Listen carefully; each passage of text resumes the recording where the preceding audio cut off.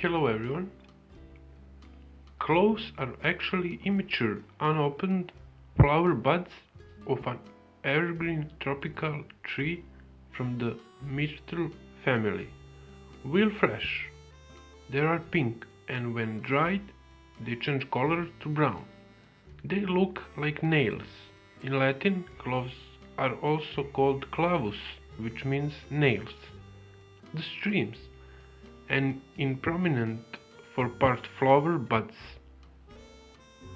Their smell is warm, pungent and aromatic, and the taste is sweet, bitter and very strong. It is first mentioned in Chinese records as early as 400 years before the New Era. The Romans learned about this valuable spice through Arab merchants. Clove is best known as a spice in our country. Unfortunately, we often forget about its many healing properties. Traditional Chinese doctors have been using cloves since ancient times to treat indigestion, diarrhea, hernias, lichen, athlete's foot, and fungal infections. Clove contains eugenol, caryophenol, and tannin, which have strong antimicrobial properties.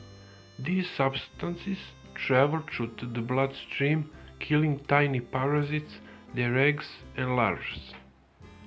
Japanese scientists have discovered that, like many spices, cloves contain antioxidants that help prevent cell damage that can result in cancer.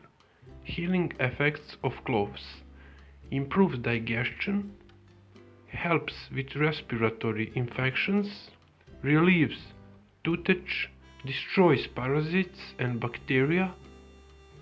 It is a natural antioxidant, helps treat fungal infections, has antiseptic and anesthetic properties, acts as an aphrodisiac, helps with gout. You can make delicious and healing clove tea. Put 2 whole cloves in 2 deciliters of boiling water.